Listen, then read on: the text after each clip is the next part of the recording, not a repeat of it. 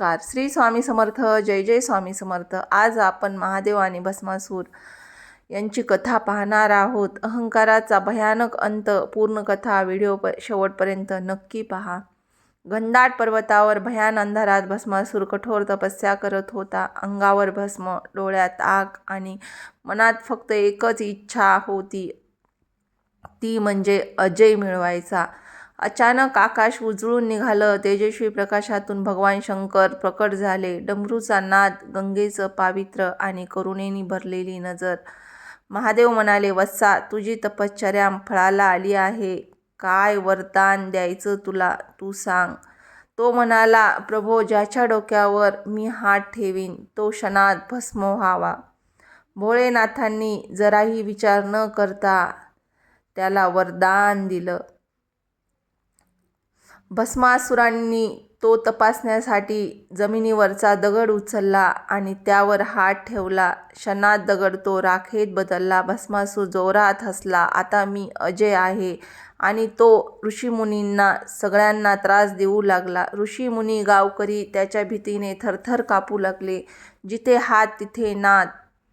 शक्तीने त्याचं पूर्ण भान हरपलं होतं. ऋषीमुनींनी महादेवांकडे धाव घेतली, पण भस्मासूर आता महादेवावरच परीक्षा करणार होता. आता भस्मासूर म्हणाला, या शक्तीची खरी परीक्षा मी महादेवावरच करणार.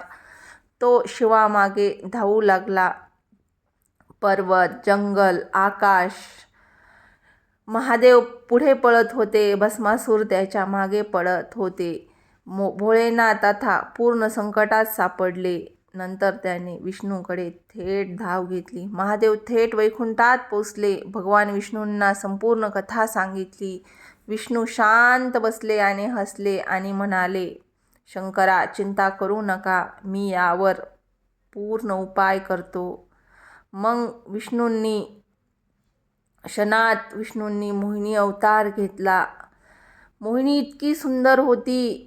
ती अतिशय सुंदर, तेजस्वी, मोहक रूप. संपूर्ण सृष्टी त्या सौंदर्याने स्तब्ध झाली होती. असे मोहिनी रूप खूप छान होते.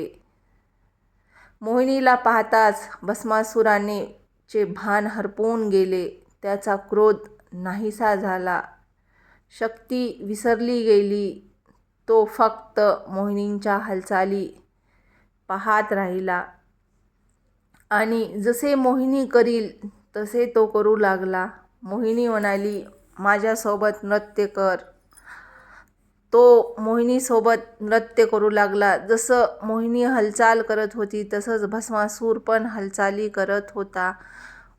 मोहिनीने हळूच तिचा हात डोक्याकडे नेला. भस्मासुराने हे तसंच केलं. आपला हात डोक्याकडे नेला. मोहिनीने हळूच तिचा हात डोक्यावर ठेवला आणि भस्मासुरानेही तसेच केले आणि स्वतःच्या डोक्यावर हात ठेवला. क्षणात प्रचंड प्रकाश आणि भस्मासूर पूर्ण